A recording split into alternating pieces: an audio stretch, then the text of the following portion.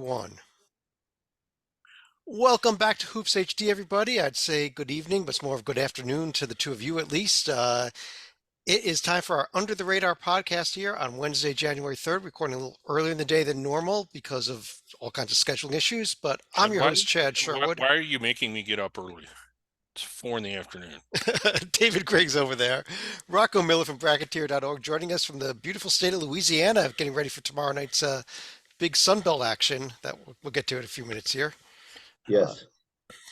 but let's get right into some games, maybe, or maybe not. I thought we were ready to go, and I can't seem to get the screen share. Yeah. There it is. Well, maybe we'll get Oh, into let's basketball. just Maybe we let's won't. I mean, who knows? tell you what, Griggs. Before we get to that, why don't you define under the radar for everybody? I know I Essentially, forget something. yeah, the layman's definition is that it is the 22 regular one bid leagues. There's no rule that says these leagues can't get more than one bid. In fact, there's a few that we think will get more than one this year, but that's what we're referring to. So not the Power Five, which is the Big 10, Big 12, Pac-12, SEC, and ACC, and not the five other regular multi-bid leagues, which is the Big East, of course, the American, the West Coast, albeit maybe not this year, the Atlantic 10, and the Mountain West. Correct. The other disqualifiers, anybody that's in the top 25 is not Yes. technically under the radar. We discussed them in normally our Monday night. This week it was last night's Hoops HD report. That team, as it's been all season, is James Madison, who Rocco's going to be seeing tomorrow night. We'll discuss them briefly in that regard, at least. But what let's do is go through each of these conferences in alphabetical order, except for having a feature conference. And Rocco, even though you're Central time zone, I wouldn't say East in the East right now, you are normally a West Coast guy. I thought with you on here, it'd be a good chance to focus in on one of our favorite conferences out west. And that is the Big West Conference as our feature. I know it's one of your favorite leagues, and it's got several interesting stories going on this year as well, several interesting teams. So I thought it'd be a good place to start. The conference has gotten underway with conference play, with most teams having two games so far, uh, including Rocco. Very interestingly, both Cal State Northridge and UC Irvine out to 2-0 starts, and both looking pretty good. Absolutely. I think you have to start with Northridge as just one of the big surprise stories, not only in the Big West but in the country. Andy Newman with a tremendous pedigree at the Division II level. I believe he went to multiple Final Eights, which is their big measuring stick in Division II. And I think they got all the way to the last four teams last year, coming from Cal State San Bernardino. And for Northridge to hire him, it wasn't a slam dunk decision for Andy Newman. Northridge has been down for years and years and years, it seems.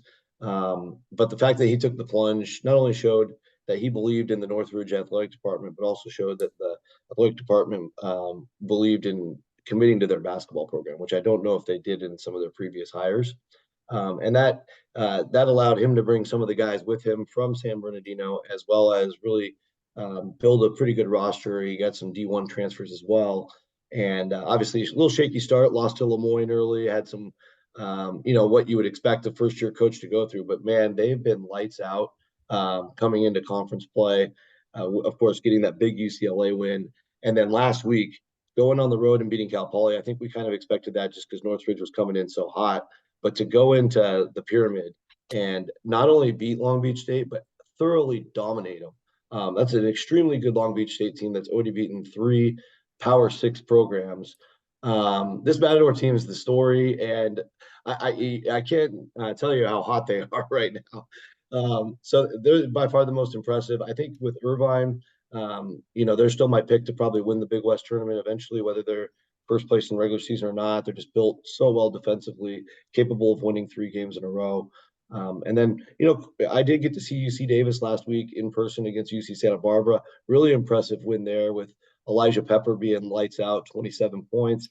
I didn't see this yet this week, but I'm sure he won Big West Player of the Week. And then they thoroughly dominated Cal Poly. So UC Davis had a little bit of a shaky non-conference, but they're starting off 2-0, and they got some good momentum going. Yeah. The point about Northridge that you made, Rocco, I know you've been sort of big on them for a while, maybe not as big as you are now, but the win at UCLA made everybody sort of sit up and take notice. But the really impressive win was the one that you just mentioned, going to Beach and getting that win, and not just getting them, but winning it handily. And right now, Long Beach also a member of this conference, is arguably better than UCLA. So that was even though they don't have the brand name, I was actually more impressed by that. Yeah, I agree with you. Yeah. Yeah, and I think one of the other keys that I didn't mention is he did get Deshaun Allen Ikens to come back, who was on the previous coach's roster. He's played at Northridge a couple of years already. So sometimes in recruiting and in the portal, one of your biggest wins as a new coach is getting that star player to stay, and he's performing like a top 5 Big West player, according to Ken Palm. So having him and bringing in guys like Keontae Jones and Deontay Bostic, I mean, they've just got a lethal set of scores. They had 5 guys in double figures in that Long Beach win. And when you have that many, and the one thing I look at from that game, they had they had 30 made baskets, 24 of those were assists. So that just shows you they're running really good stuff where everybody's involved.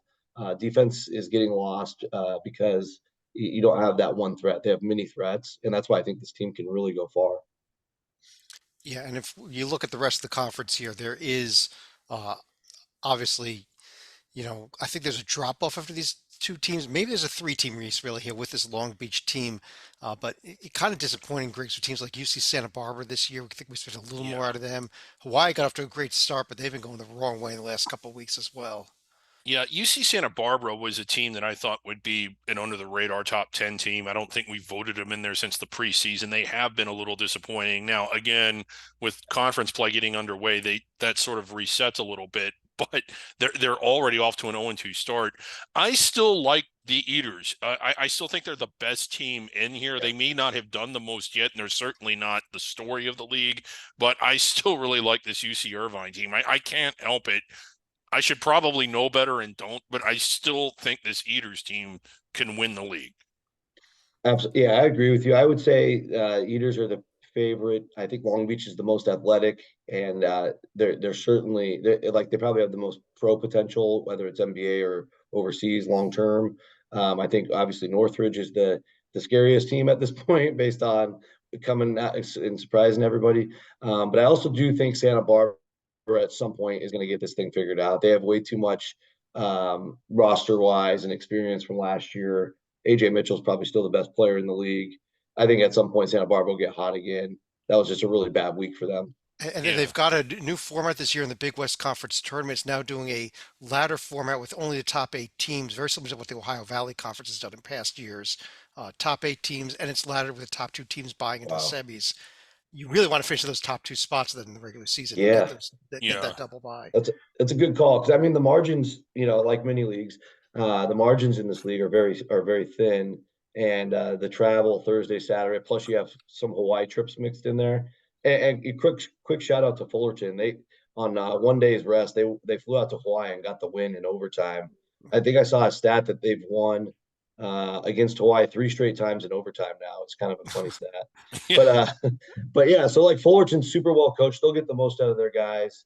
And Riverside's extremely well coached. So I just think this league is fascinating and deep, and the coaches don't really like each other. It's just I think this is the best Big West year, at least at this point going in, that I can remember in a long time. Now, there's the key upcoming games. Irvine's 2 home games against Fullerton and Davis. Northridge is going to be hosting Hawaii this week. But let's go ahead and jump through the rest of the leagues here in alphabetical order. We always started off at the America East, where Griggs, unfortunately, this conference, I mean, Vermont struggled but got a win at Brown this week, and struggled as in fell behind by nearly 20, or was it more than 20? And they were came down back big to in this win. game, Yeah. And you got to give them credit for coming back on the road and getting the win. But I mean, a team that we thought would sort of blow through this and be a formidable round of 64 opponent hasn't looked it in a long time. Now, neither has anyone else. But yeah, I'm kind of disappointed here. And is this Lowell's conference now? It could be. I mean, Lowell's still waiting for Koulibaly to come back, and nobody talks about injuries, so we don't know what his status is. I think that definitely gives them a chance. I think Vermont, John Becker's been through this so many years now. He uses these non-conference games as teaching lessons. Obviously they want to win as many as they can, but he wouldn't coach the Brown game the same way he'll coach conference games. I'll tell you that. So league play brings a whole different element, and Vermont, you guys know this, they're always locked in when conference play starts. They So are, yeah. I'm expecting nothing less from them. And then I thought Bryant was playing terrific, but they ran into a buzzsaw down at Ole Miss on New Year's Eve, so that was a little bit of a setback, but no real shame in that. Just it kind of broke Yeah. their momentum a little bit. Yeah, and here we go. Lowell is starting out at New Hampshire. A New Hampshire team that has had a little bit of Yep. life non-conference as well. Saturday's conference play starts. Vermont hosting Maine. Those are the only 4 games on the schedule this week. Those are the 2 key games to pay attention Yeah.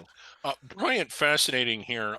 Third in tempo, 271st in adjusted offense. They move fast and they turn it over. They move fast and don't score. Yeah. might be time to tweak a few things. Over the A-Sun Conference, which I'm pulling up here, also a conference that is definitely ready to get into conference play. But the big news out of this conference came from Florida Gulf Coast. We discussed it last night when we were discussing FAU during the Hoops HD report. But Rocco, this Gulf Coast team, which on December 22nd goes and needs overtime to beat non-D1 Florida Memorial, turns around its next time out a week later and picks up one of the most stunning wins of the entire season, beating Florida Atlantic. Yeah, I mean, great win for Florida Gulf Coast. Weird game again for Florida Atlantic for their sake, kind of reminded me their Bryant loss. But kudos to Gulf Coast. They got a terrific performance from Zach Anderson, who had 21 points and 10 boards and really led this team. Had a couple big block shots, couple steals. And I remember talking to their coaches in the summer, and they were really excited about this team. So I was pretty disappointed. I mean, they're still well under 500 coming into league play. But maybe just hitting that. Sometimes in non-conference, you're trying so hard as a staff and a team to get the right pieces, the right rotations. And a win like that can really kind of put a huge boost in your sales, especially if you're heading right into league play. Right. So congrats to Coach Chambers and that team. I also believe Lipscomb had a nice win. Yeah, pull up Lipscomb. Florida State, even though Florida State. Not nearly as impressive, I think, even though it was a road win. But yes, go ahead. Well, they were up big, and Florida State ended on a huge run to almost steal the game. But Lipscomb was up 20 in the second half, and I think the good news there is even though he didn't play, Ogasevich, the preseason A-Sun Player of the Year, was pictured warming up. So I do think they've timed this thing for him to come back right in time for league play. So. Not only did they not have to use him in that game, but they got the big Power 6 road win. That's really difficult for any A-Sun team to pull off. So congrats to the Bisons, and they might be like a very slight favorite heading into the league play. Yeah, I think with league play, I think Lipscomb is still my pick here. But Yeah, I'm putting all these weird question marks around Gulf Coast now. I want to see what they do over the next 2 or 3 games to see, like you said, it does a springboard them. They got Jacksonville and North Florida to start conference play this week, whereas Lipscomb is got the interesting road test at an Eastern Kentucky team that's been very disappointing. Yeah, they have. I think that's their only game on the week. For Lipscomb. The conference, the lineup at Bellarmine. I'm sorry, at Bellarmine. After that, sorry, the conference. I mean, the lineup is altered and shifted around some, but going back a long time, like it felt like this was a league with a clear front runner, whether it was Liberty or Gulf Coast before that or Mercer before that, and in recent years, Kennesaw State, who was so good. Is anybody good this year? Yeah, I don't know if anybody's that level. I doubt they are. But I'll say also that even Austin North Peay, Florida, the Ospreys had a decent run for a few years. They did, yeah. And so we'll have to see how it shakes out. It's definitely not anything obvious right now, and we're not going to know at the end of the year either, because even if somebody rolls this conference next, they'll still be skeptical because they would have had a bad non-conference because nobody in the league really had a good non-conference. So, but I'll say that Austin Peay is another team to watch. I thought they had a really nice December going on the road and winning at Southern Illinois is a really impressive win. They also beat Murray State and Ohio U, and when they in their losses, they only lost by 1 point to a really hot WKU team, and they played Memphis pretty tough and then eventually lost by 11.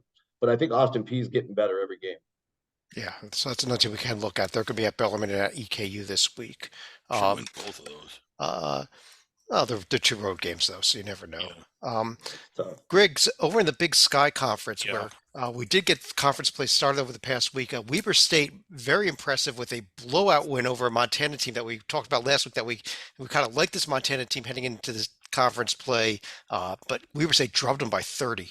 Yeah, and Weber, the win against St. Mary's has lost some of its glitter, and I think that they have shown to not be as good as we thought they were. But I need to put an asterisk by that. I think we all thought that they were top 40 good, and while they're not that good, they're still, I think, better than anyone else in this league. I like Eastern Washington's potential, but not as much as I like Weber. I don't like anybody in this league as much as I like Weber, and I think I don't want to get too carried away and say they can run the table, but I do think they can run away from this conference and would be the most dangerous in the round of 64 situation. Yeah, I mean, Eastern Washington, it was impressive what they did also on Thursday night. We had a couple of blowouts in games that we were kind of highlighting last week, but they took care of Yeah. Portland State, Rocco. And Really, that, yeah. again, the things that surprised me most of those two games were the final scores, the margins of victory for both Weaver and EWU.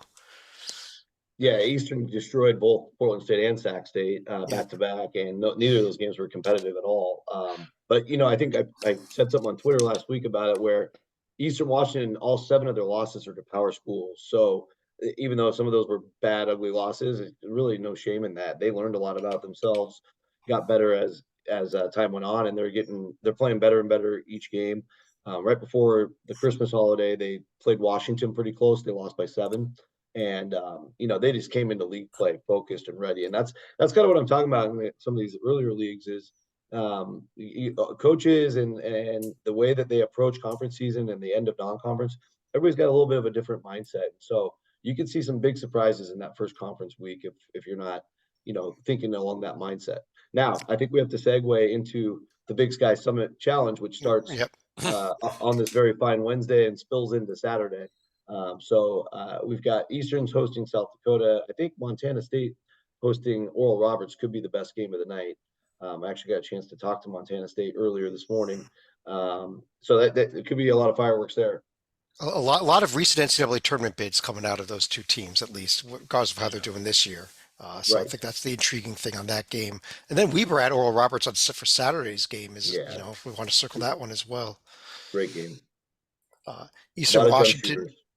Eastern Washington's game is going to be at South Dakota and then hosting North Dakota State, so they kind of got an easier task through this challenge. The most important thing to remember about these games, there's also going to be not only the 18 games that are on the screen here, there's going to be 18 women's games as well. There's a scoring system for 1 point for a home win and 1.5 points for a road win. Yeah. If at the end of the I challenge love that. there is a tie between all 36 games of using the scoring system, they will go to margin of victory for the tiebreaker. If somehow that is a tie again, it is an arm wrestling contest at the Final Four between the two conference commissioners. This is not a joke. No, That it is the a final joke, but that is tiebreaker for literally the written trophy. into to the agreement. I will put all my money on Tom Wisherall, the commissioner of the Big Sky. He is a large man, and Tom. I know Tom watches this sometimes. So if you're watching, we love him. Absolutely, but I don't know how we pulled off I mean, it's infinitesimally small the chance of them actually going to that third level tiebreaker. Well, that's but great if it marketing. happens, it's Yeah. amazing. It's great marketing.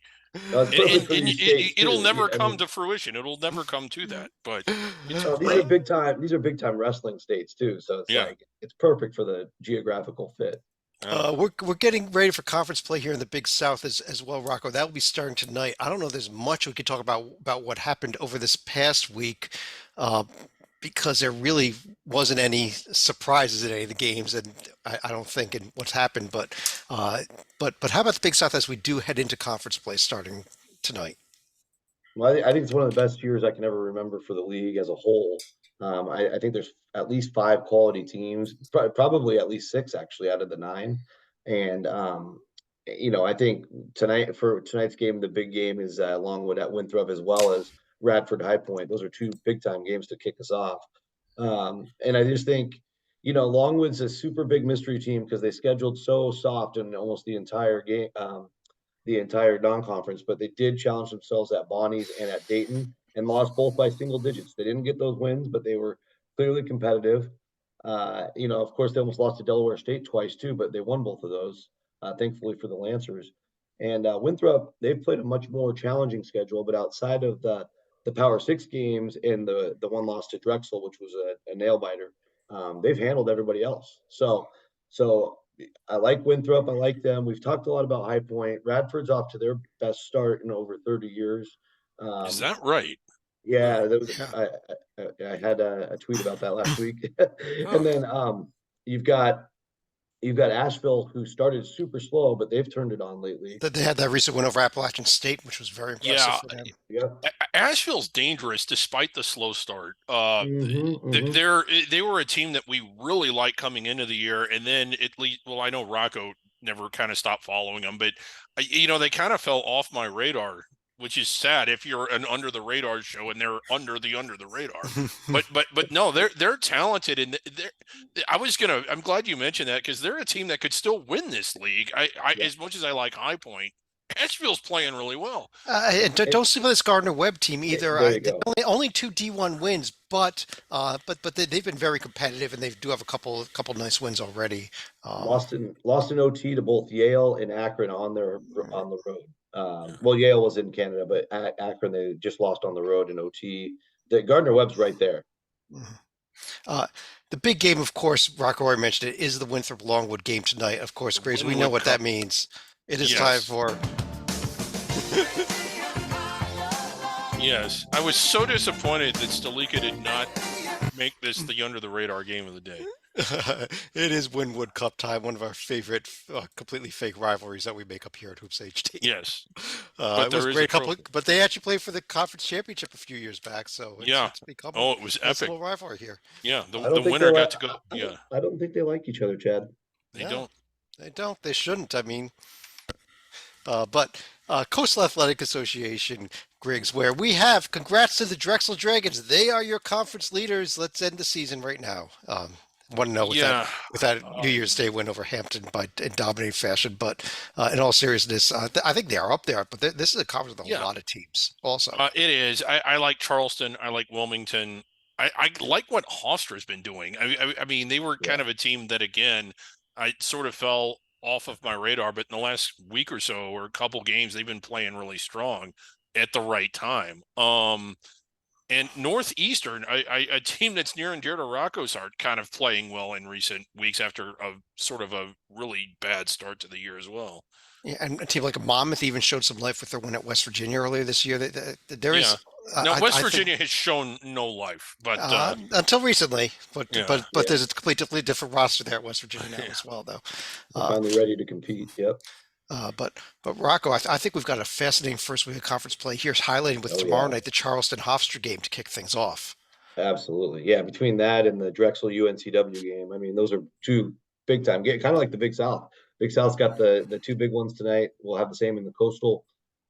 Yeah, and like you said, David, Northeastern's playing better ball. I think Towson's playing better. Delaware's had a nice non-conference. So this league, the last few years, the problem has been there's been only 3 or 4 real quality teams and then a monster drop off.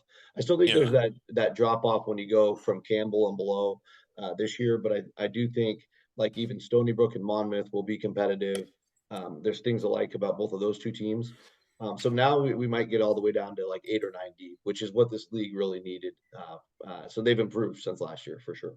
Especially with this monstrous 14 team size, you can't. Yeah. You got to 14 teams, but you have 6 or 7 bad teams that could kill the league. If you get down to only 3 or 4, which is what we might have this year, I think it's gonna be a little better.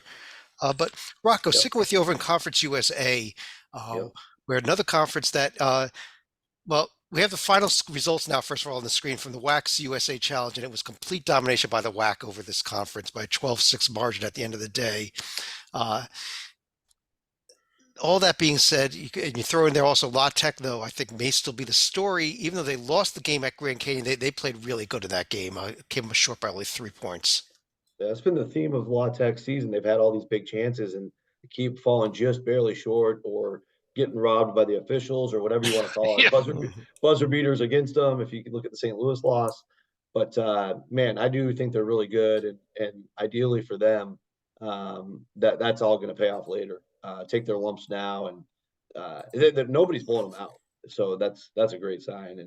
And I don't know whether to make them the favorite or Liberty, because I do think Liberty's still really strong. I think the problem, like Liberty just got absolutely blown out of the water at Alabama. Wasn't a competitive game. I think the problem when Liberty plays some of those, um, Power Six level, we saw it happen against Florida Atlantic, who we can all agree is basically a Power Six level roster. Um, you see that Liberty's kind of slowness and they're less athletic can get really capitalized on, but they're not going to really run into that in Conference USA. So Yeah. I still think the system they run and the kind of shots they generate they'll win a lot of games, and they probably should still be the favorite. I'll tell One you of the that things I'm not. yeah, I just want to throw this out there though, because if you told me that I could have one of these two teams and I had to pick them to win a game in March Madness, I'd rather take Louisiana Tech because I Yeah, think Louisiana Tech has that's a style tougher. that can be more competitive against the top tier Yes, team than Liberty Well, does. one of the you're things right. is You're right. when you look at the luck, La Tech coming in at 333rd, which is amazing because who's had less luck than them? My Not goodness. many, not many. Yeah. And they still have Uh, a win over McNeese, which just looks better and better every day. Yeah. it does. I think La Tech is good. We've been talking about that. I did want to ask about a team that has a bloated record, but that's the only thing that's really good about them. And yeah, it's that one, Western Kentucky. Is this team any good? Because you're like, oh man, 11-3, and they do have a bit of a brand, and they have 4 wins on the road. But then when you look at who they've played, it's blah. Well, I think they're just going to grow and improve under Coach Lutz being his first year, Yeah, and they had to schedule a little bit favorable so they could get some wins under their belt. But I do think going on the road to like a Cal Baptist and getting that win, it's not an easy trip from Bowling Green, Kentucky to Riverside, California. And they go get that win. They hang on and beat Abilene Christian, so they won both of their challenge games. They also beat that really, that improving Austin P team, even though it was a home game. There's just some little things they're doing to build confidence with. They're kind of like the Bryant of Conference USA. If you look at their tempo is crazy, sixth fastest, and their efficiency is 253.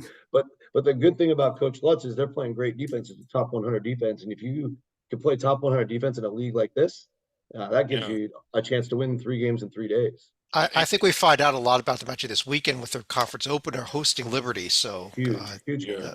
that is the And game on this. Well, other than Chicago State UTEP Sunday, that is the game on the schedule here. yeah, in Western Kentucky under Coach Lutz, Murray and Eastern Kentucky on the schedule. So you like to see that. Austin P too. So some of the old rivalries resurfacing. So Okay. Absolutely. Um, Griggs, over in the Horizon League, this all has right. been the Fort Wayne story, and they continued this week with a pair of home wins over NKU and Detroit Mercy, who is now officially the worst team in Detroit since the Pistons picked up a W the other day. Yeah. And again, sort of getting some low hanging fruit there, although NKU not entirely terrible. I still believe in the Penguins because I think with my heart and not my head, but Fort Wayne, it's hard to say that anyone has looked as good as they have. And what a great story. A team that's never been to an NCAA tournament. I don't know how long they've been Division I, but they were in the Summit League before this, got close a couple times. And they really have a shot at winning this league. In fact, they're the best team in it, I think. They are, Youngstown State did suffer a home loss now, probably to the second or third best team in the league, which is Oakland. I think there is Rocco. It's kind of, if beyond Fort Wayne, I think it is those two teams though, Youngstown and Oakland so far. I think both Youngstown State and Oakland have the most upside, just because Youngstown's style is really tough to defend. They can get big leads early and bury teams. That's why you see a lot of blowout wins for Youngstown. And I think Oakland, with guys like Rocket Watts and Trey Townsend, might be the best player in the league talent Mhm. wise. They always have a chance against anybody, even though their record's always going to be poor because they schedule crazy hard schedules every year. But that's going to help them in league play. So I like that thought. And I also just want to give credit to Green Bay, starting 3-1 after being one of the worst teams in D1. Sundance Wicks is just doing a tremendous job. He got Noah Reynolds to follow him from Wyoming, and Reynolds had 2 monster games in both wins last week. So Green Bay is just kind of they're going to be the spoiler all year. I think they're going to be competitive throughout the rest of the season. Yeah, here's their upcoming conference schedule. Fort Wayne's games. They're hosting Wright State, and it's not going to be until next Wednesday. But they are at Youngstown State next Wednesday in a game that an early game That's to a great circle here game. in the conference standings. They've Yeah. already won at Oakland also, so this is their, uh, they win these two games, and there may not be any catching them just because they've gone through their two toughest games already, and Yeah. be 6-0 at that point in time. Uh, Rocco, over in the Ivy League, not into conference play yet. Uh, Maybe a little more red than the conference would have liked to see this week, although they had a couple of hard tests, including Penn, got a killer trip to Houston and Auburn that they had to go through. Cornell also suffering not really in that game last night at Baylor. I thought they'd at least be a little more competitive than that. Yeah, Baylor's first game in their new arena. That's a tough task to take on Mm. as the road team. But Cornell historically, when they've had to play the big teams, they can just get out athletic a little bit, if you will. More of a pace and space type of team, but they're just obviously it's Cornell. They're not loaded with elite athletes, right? So you go play at Baylor, you can just get out fast, and I think that's what happened last night. However, I think they're a super effective and efficient team. They'll be very much in the mix for the Ivy race, I think. And I'm excited to see them play some of the other Ivy level teams. Their only other losses were Syracuse and George Mason. So again, pretty much two high majors there. So Yeah. they've Yeah, handled everybody else. and they picked up that nice win over Colgate over the weekend, who's probably the best team in the Patriot League, although it's probably Yep. not quite the Colgate team we've seen in recent years, despite that. Right. And let's not forget, Griggs, about Yale. They went across the country to Santa Clara to pick up a win over the weekend. Yeah, Yale also very dangerous. I don't know if their profile can get there because they just didn't. I'm not talking bubble, but I'm talking, Yeah, but could be really competitive in this league and could really keep pace with Princeton. And the question we have to ask, I think Princeton has a path to land inside the bubble, but how many strikes do they get, and how good is this league, and how manageable is it? Going to Cornell, to Yale, to Harvard. I mean, it's not going to be like the years where it was a 2-horse race between Princeton and Penn, where it was seemingly 13-1 every year. no, Right. it's Yeah. not. Yeah.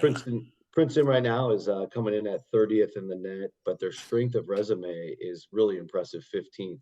Yeah. So They're going in, good. Oh, they're yeah. good. Yeah. So the best thing they could do is if Rutgers can get a little better. That's still falling at the bottom of Quad 2. They've got Duquesne and Hofstra barely in Quad 2A. Those actually could go to Quad 1 if Duquesne and Hofstra play a little better. They've got 3 more in Quad 3. So again, they've got work to do because they don't have that big shiny win. They actually just need those teams to play better, and it's going to be just a dominant record, a bloated record. Yeah. And So they've got many their road wins though. So many road wins. they've got their road games at Cornell and at Yale fairly early in conference season, so those are two to definitely circle there. And there's and- enough there to where if they go 12-2, 13-1, I think that's enough. I think 13-1. I think 13-1 in this conference with what they did already. I think they're in the NCAA tournament, regardless of what happens at Ivy Madness. I'm with you there. Just a quick note: as we record this, Yale is up 5 in the second half at Howard. Yeah. In this game, a couple games this weekend, including Harvard at Princeton, Columbia at Cornell coming up on Tuesday, as well as the Yale Brown game. So we're getting into conference play finally this weekend here in the Ivy League. Actually, it's a little bit early for the Ivy League. They normally I know. start a little These are the later in the last year. ones to get- They're getting going here. Griggs, over in the Metro Atlantic, Oh, at least we're into conference play. Is the best thing I can Yeah. say about this league. Although, I mean, I don't know. We got Marist off to the 2-0 start, and I think we're getting back. We're getting back into conference play. I think at this point. yeah. We had some early. Iona still a team to keep an eye on. Canisius is still the team that I think that looks the best on the floor. I mean, not much has really happened for me to change my opinion on that. I know Marist is out to the quick 2-0 start, but I don't think I think it will be a very short stay at the top. I just like Iona and Canisius. I think Iona finally showed some life with their road win at Harvard over the weekend, and that's the one thing that I'd Yeah. like to see out of Iona, finally picking up, doing something non-conference when they really hadn't done anything so far at all. Yeah, and I think right now the team that's hottest is actually Fairfield. Six wins in a row, just completely turned around their season. Springboarded by that big win at Yale. And then this week, they come in 1-1 from what they did earlier. They have the loss to Iona, so that will help them in a tiebreaker scenario. But I do think getting Marist at home on Sunday, they can get that win. They're right back in the mix for the race. Yeah, and there's the other upcoming games here. They are at Siena, then have that Marist home game. Iona's going to be at St. Peter's. Another game worth probably circling here on Friday night. Rocco, over in the Mid-American Conference, this was our feature conference last week. We got into conference play at least, and and I did tweet this out for about 35 seconds. Buffalo, who came with a surprising road win at Central Michigan for the first one of the year, was actually in sole possession of first place until about 35 seconds later. Kent State's went final over Ball State, but that was a surprise. I think even though Central Michigan's not that good, that Buffalo actually not only won but won on the road. Toledo also with a very nice road win at Ohio, though. God, Ohio, oof. That's one of the problems with the MAC this year is the bottoms, especially any the directional Michigan teams plus Buffalo. I mean, it's really just going to come down to who wants it more on a given night, because I don't think there's much talent on any of the four teams. Maybe Western Michigan's getting slightly better. And Buffalo, credit to Coach Helkovich, first year, rough year, trying to figure some things out. So I know they're going through it. But I really think Akron's the only team with some real juice in the league right now with the return of Ali. He had a tremendous game yesterday, 22-point road win at Northern Illinois. Heartbreaking 1-point loss last Saturday to St. Bonaventure in Cleveland's NBA arena. But, again, these are kinds of games you can learn from. No harm done. Bonnies are a strong A-10 team. And I think Akron's the clear favorite right now. Yeah, I agree. I like the Zips. They will be hosting Bowling Green and then going to Ball State for their next two games here. Toledo, who did also start off with that road win, they're going to be hosting Miami, Ohio, and going to Kent State. A couple of games to start paying attention to this next week.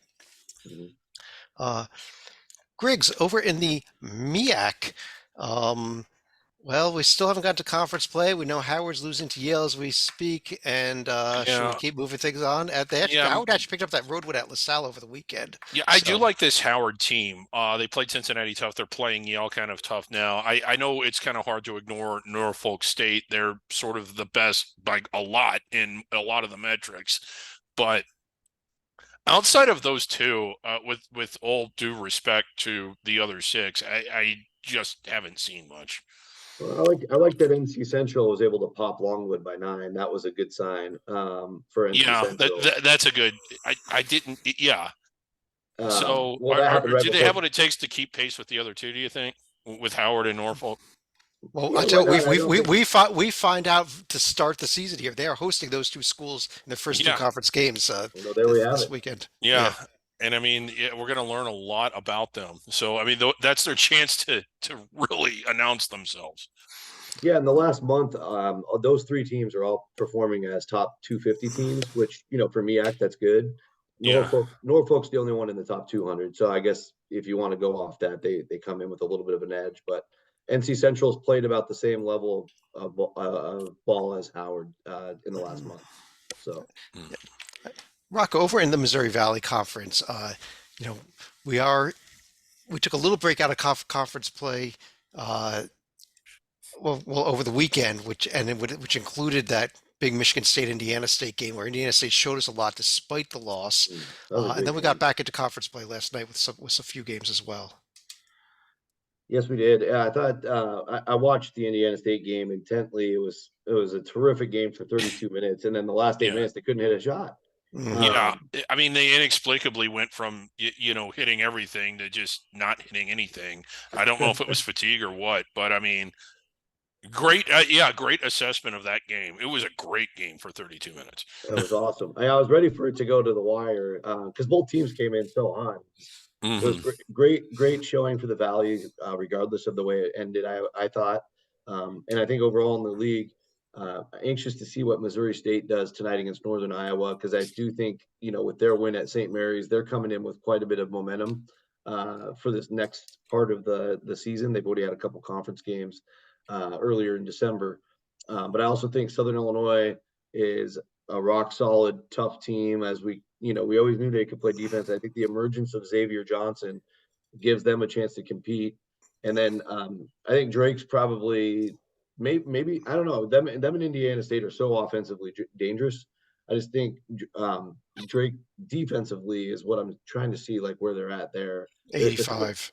Yeah, I mean it's a little better than Indiana State. So they got to go to Belmont though, and I went to Belmont a couple of weeks ago, and that's not an easy place to win. They've only lost. There's a stat at Belmont. They've only lost. They haven't lost more than one home game in a year for like 7 straight years. So it's very difficult to win in that building. That'll be a great game.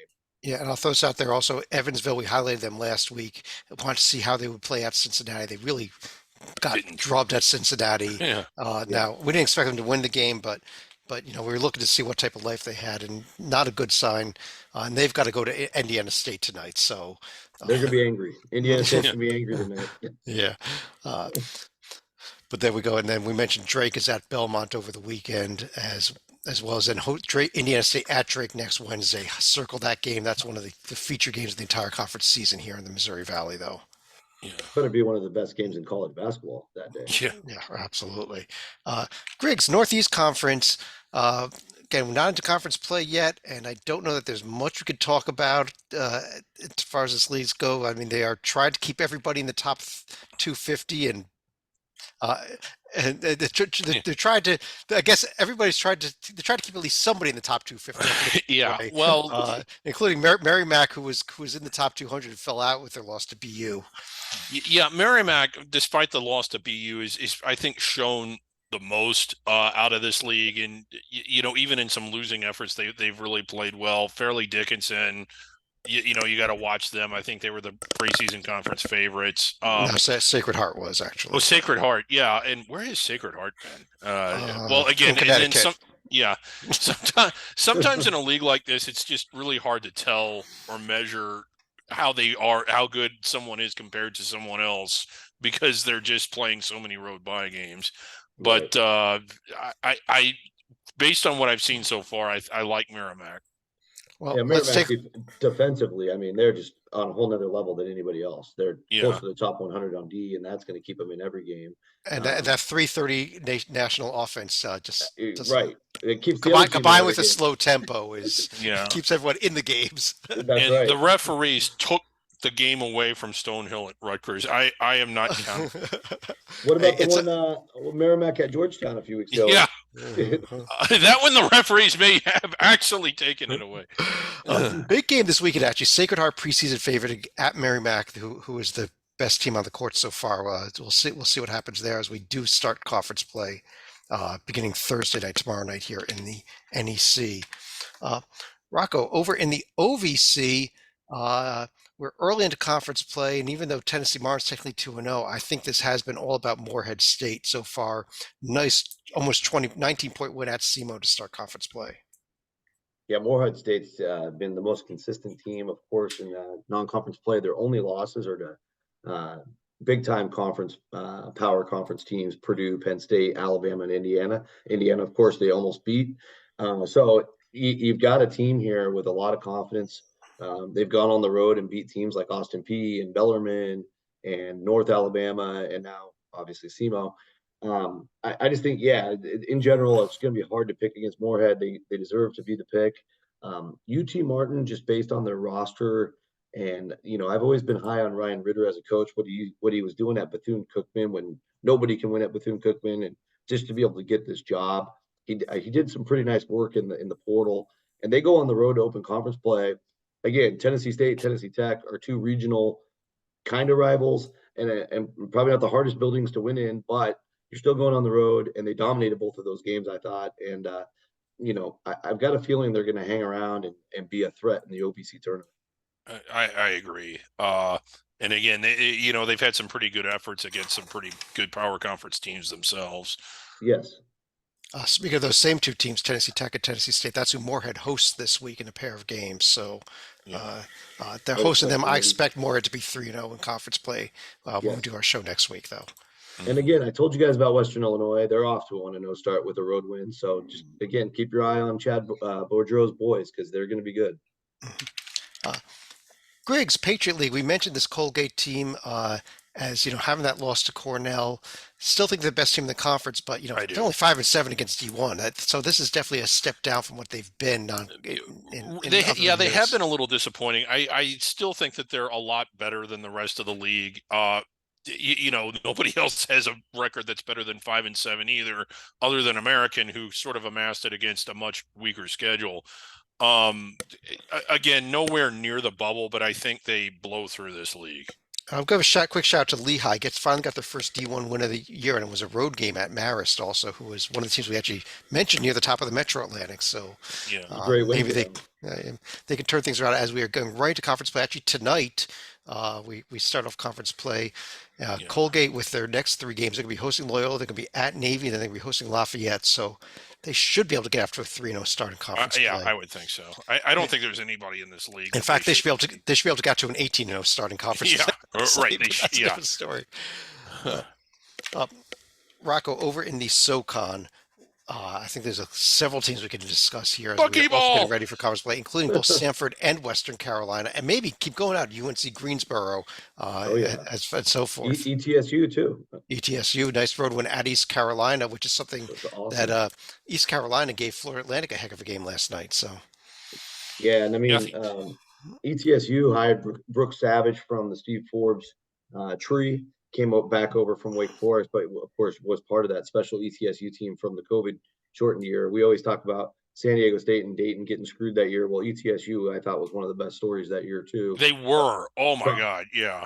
Probably inside the bubble, if you ask me. I think I agree. Yes. Oh, so bad. And Brooks is well regarded as a young up and coming coach. He's been on a lot of those top 30, top 40 rising head coaches, brought in some talented guys, raw guys, JUCO guys. So I think again, another one of those teams that are just going to keep getting better. Very dangerous at home. Freedom Hall is a very difficult building to win in. They haven't lost at home yet this year, as a matter of fact. So they get a nice little start at Freedom Hall against Mercer tonight. I would expect them to find a way to win that game before a big one on the road at Greensboro this Saturday. Yeah, that's a big game. There's also other games we could circle here, including Chattanooga at Samford tonight's schedule. Yeah.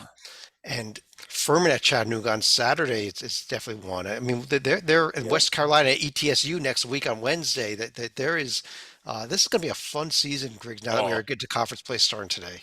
It always is. And even the Citadel's a lot better. I mean, they went to Notre Dame and won by 20, and Notre Dame turned around and beat Virginia. So you can't even just make fun of Notre Dame. Citadel's better than Virginia. We got it. Yeah, they are the Citadel VMI rivalry, and it is a fun one. Just may not be the same this year. They might pound VMI pretty hard this year. Yeah. Well, you never know. Being a rival game, those are the games you circle for upsets. Although VMI is still looking for the first D1 win of the season at this point.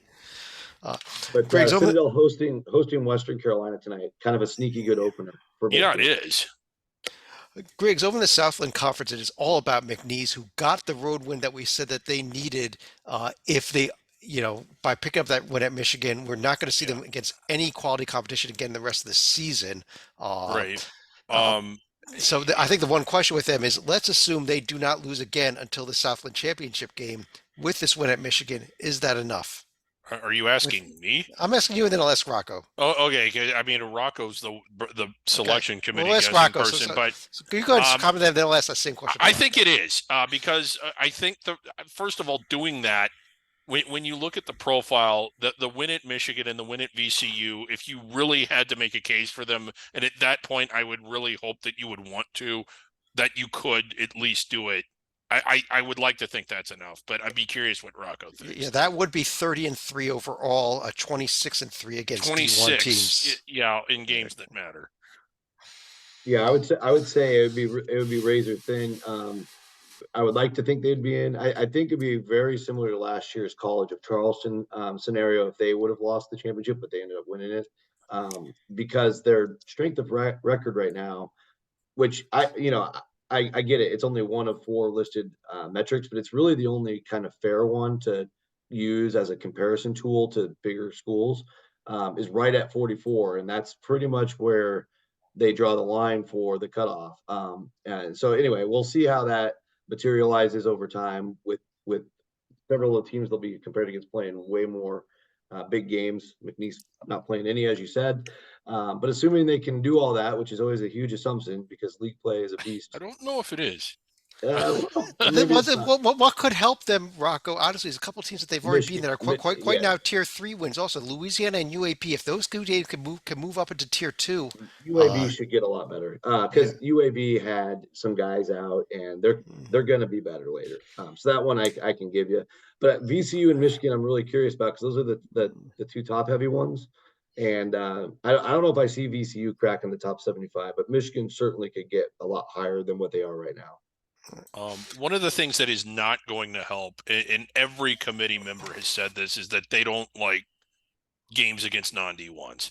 And I realize that that's not entirely fair to McNeese, who really tried hard to play whoever they could and couldn't. They did. I would like to say, I mean, we've pointed this out. I know some people from the committee. When you say that you factor in attempt to schedule, I know what that means.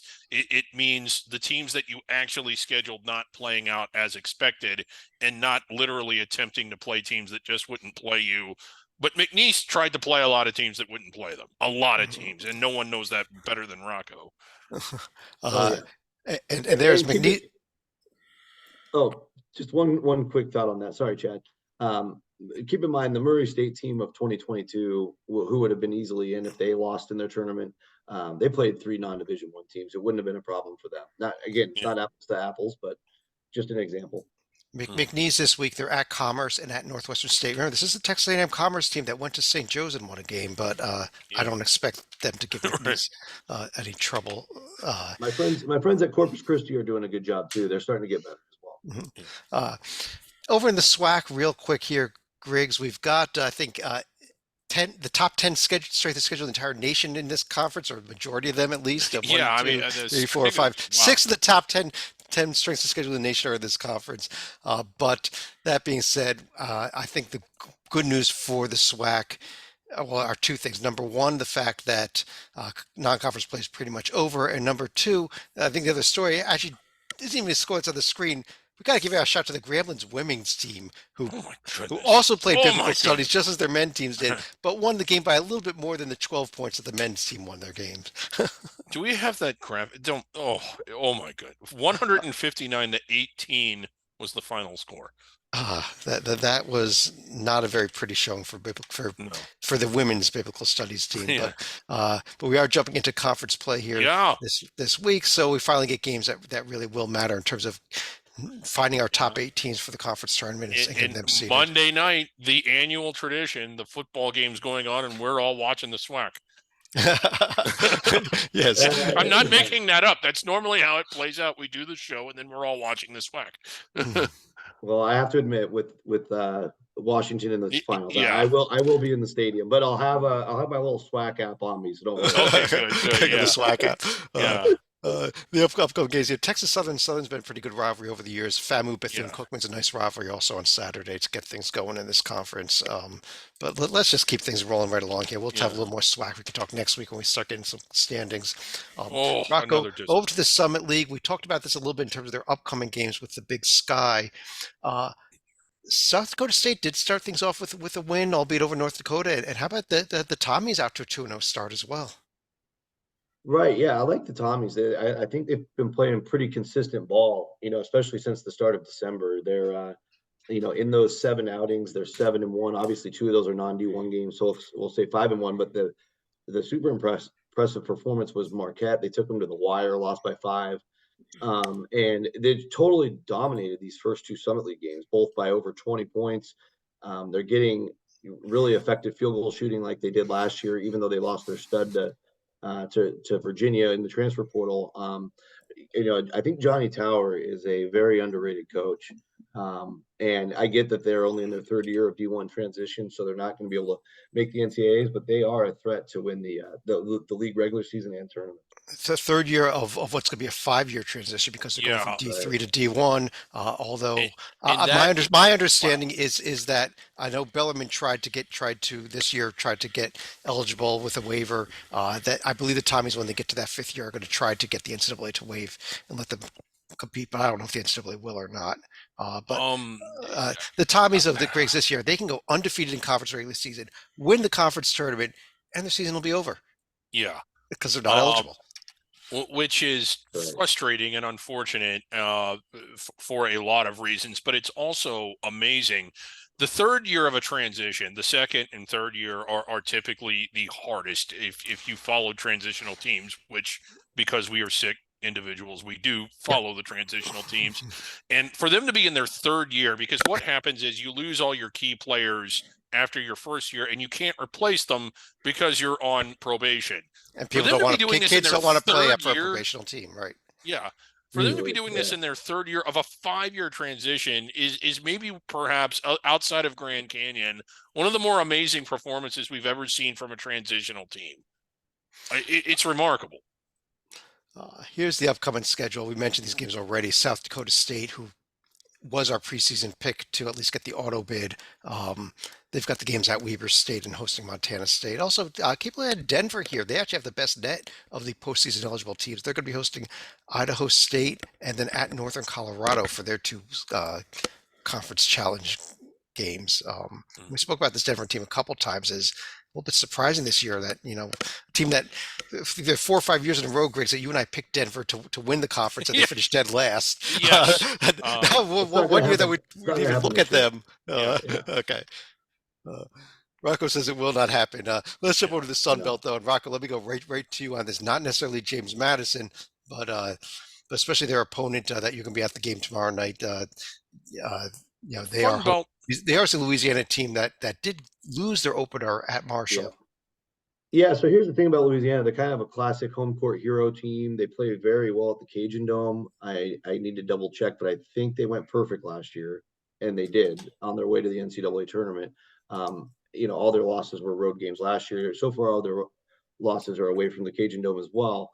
And for James Madison, an undefeated team who's really only had the 2 major road tests at Kent State and Michigan State the first week of the season, I think this game will be at that level of challenge because Cajun Dome, I would assume, is going to be rocking. I'm not sure if the students are back, but again, there's not a lot going on in Lafayette on a Thursday night. No excuse for a cool place like the Cajun Dome to not be rocking. I can't wait for the game. It's going to be an awesome game, I think. That is a good point. What schools will often do is open up the dorms so on the night of a showcase game, and this is a showcase game. Not many ranked teams coming in there. I hope they're able to pack it out. And the students, Louisiana, it's not a private school. A lot of them are probably a few hours drive away. Get there. Yes. Yeah, and plus, just from being down here for a week, I've realized that a lot of LSU fans, which they are everywhere, they root for Lafayette in most sports. So you might get some of those casual, just people that want to see a good basketball game filing in there. Yeah. The other games to look forward to this week, App State, they've got a pair of road tests at South Alabama, at Troy, 2 teams that did pick up wins in their conference openers also. So, if App State wants to try to keep pace with JMU, Right. they've got to win these 2 games this week. Yeah, I want to observe that, like right now, all 14 teams are within a game of each other, and we fully expect it to be just this way as we get 10, 12 games into the conference schedule.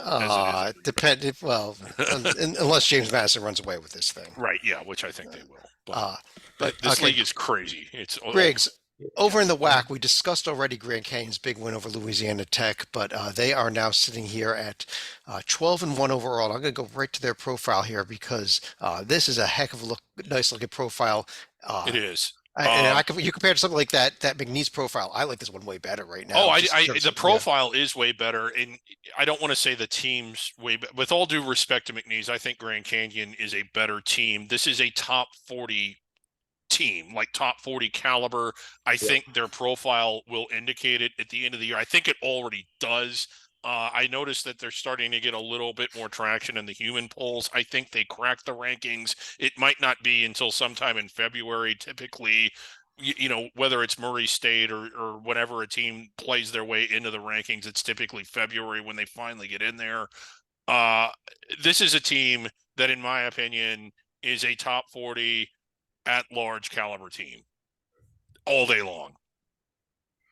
I'm with you, Griggs. I'm actually with you. I think, one way to look at it is if you put Grand Canyon in the Mountain West, because the Mountain West getting a lot of love and they deserve that.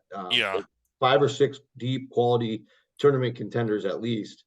I think if you put Grand Canyon in that mix, they'd be right in the hunt to win that league. Oh, I agree all day Yeah. long.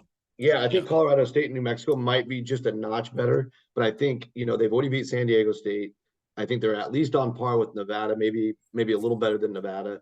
And then, Utah State and Boise, who knows? But I do think Grand Canyon, like if you look at it that way, they should be in. They'd probably be at least the third best in the Mountain West. They just can't have too many toe stubs. I think they can afford one, maybe even two in regular season play, but they can't afford too many toe stubs if they want to get an at-large bid should something happen in the WAC tournament. There are a couple of SFA is you got to go to SFA. You've got to go to Seattle. You've got to go. There's tough places to go here. Yeah, there are. It's a deep league. It's a tough league. It's a tougher league than I think they'll get credit for. But I think I think it's going to be a poor man's conference. You know how good Conference USA was last year. We talked about them ad nauseum. I think that could be this year's WAC to a degree. Won't be as good as that, but I think if you put Tarleton in the CBI, they could definitely win the CBI. If you put Seattle in one of those, they could definitely win it. So I think those two alone are very competitive. Stephen F. Austin has a high ceiling, when they're playing well. UT Arlington has Philip Russell back.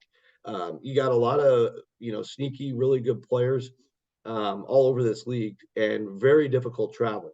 So, it's not going to be smooth sailing for sure here for GCU. Yeah, they got to travel just up to Utah. Not as bad this week at Southern Utah, at Utah Tech. Actually, that's probably some of the easiest travel that Grand Canyon's going to have all season up to those two schools. But that is their schedule. Places, though. The tricky places to win, but it's just not as far to go to. I put it that way. For sure. That completes all the regular conferences. We have one other team to quickly discuss, and that is Chicago State. Had a rough week with getting crushed by their city rivals DePaul, and then they hung in with K-State last night, but could not find a way to win the game.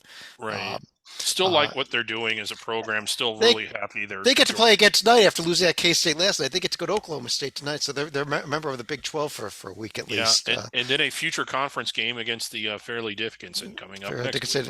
After a road game at UTEP this weekend. That's where Chicago State is.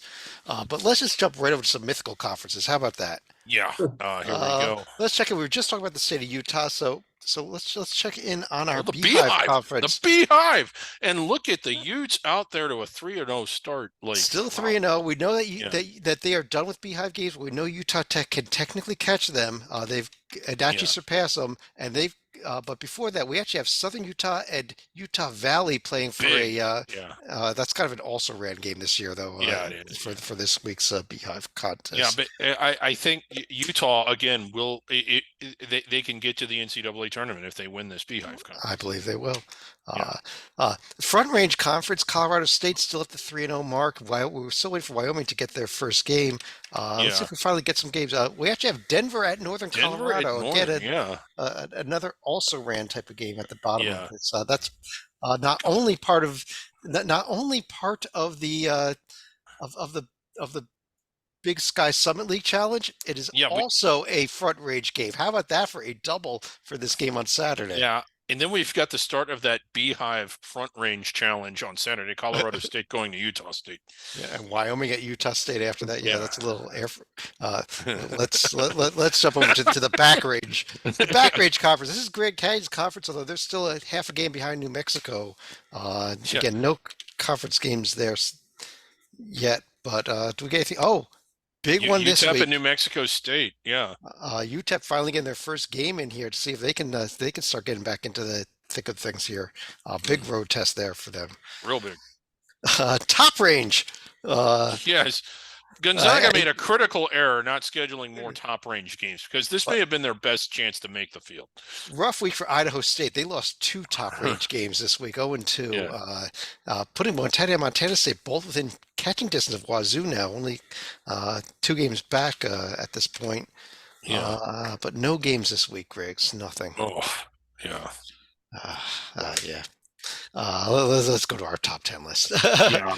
All three of us submitted votes. This is our Hoops HD top 10 list. We have a handful of honorable mentions. Again, these are teams that did not quite make the Man, top 10. that's a lot of votes for 3 people. Wow. Yeah. Weber, We have Liberties. Oh, Oh, Northridge, Samford, I Weber, was hoping they'd Liberty, crack. Samford, and Cornell Oh. got a little bit of love, did not make the top 10. We did have a tie for 9th place between- Buckyball has never been ranked. between Okay. UC Irvine and Purdue Fort Wayne. Fort Those Wayne are in the deserving rankings there. teams. I can live with that. Those Yeah, are those- Irvine narrowly beat out their conference rival Northridge to make it to the top 10 there. So Yeah. at number 8, we have Western West- yeah. Carolina. Out of Still the having a South. good year. Big week for them coming up. At number 7, UNC Wilmington out of the Coastal. Yep. Good team out of the Coastal. They had that win at Kentucky. And at number 6, Griggs, we have it here. It is Appalachian. Yes. Hot. We're going to keep them in the top 10 all season just so we keep playing that. That's the only reason. John Stalika found that, and we've ran with it ever since. We know how annoying it is. That's why we keep playing it.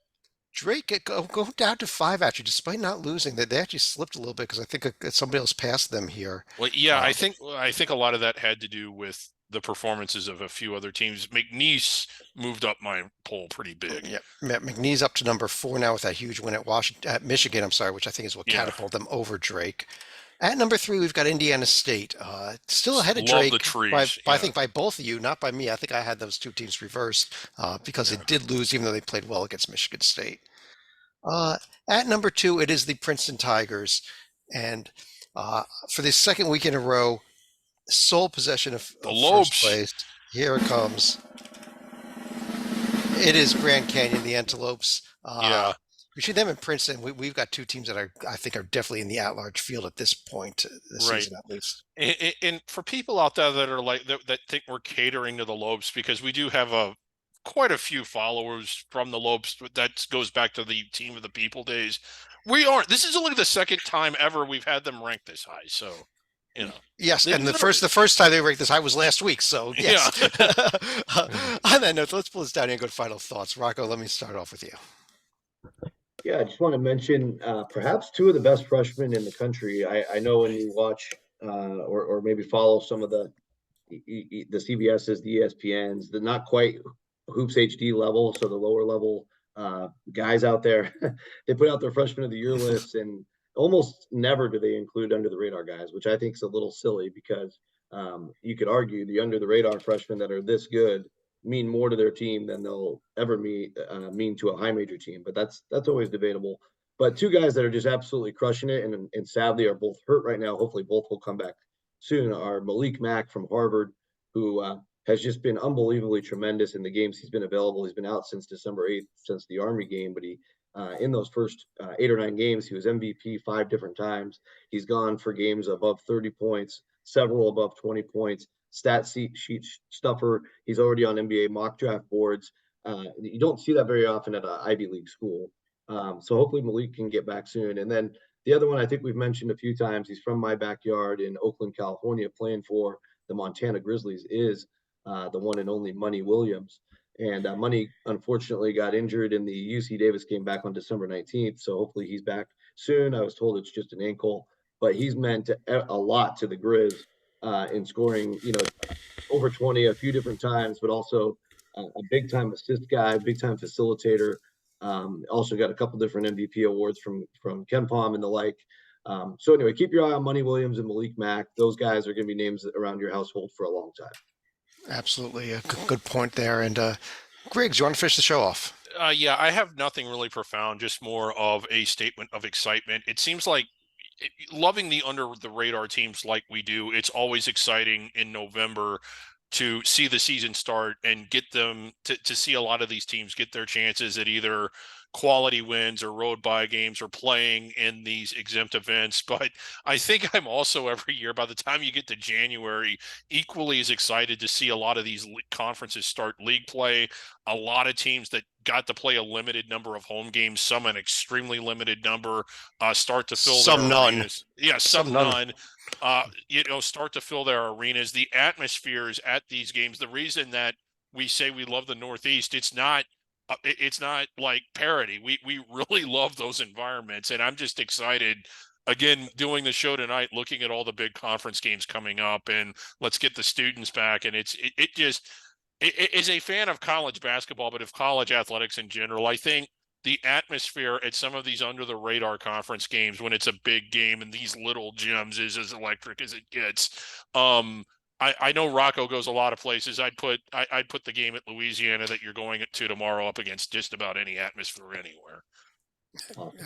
Absolutely. On that note, I do want to thank everybody for joining us. We'll be back again next week with another Under the Radar. We'll be back later tonight. We'll be recording our bracket rundown show. Rocco, I know you won't be there, so I want to give you one quick second here to finish the show off. Rocco, actually, give me a call for Monday night's football game. Oh, it's going to be the same formula as every other game. The game will be in the 30s. Washington will find a way to win. They're the toughest team I've ever seen. Nothing's ever easy, so it's going to be a great close game for everybody else watching.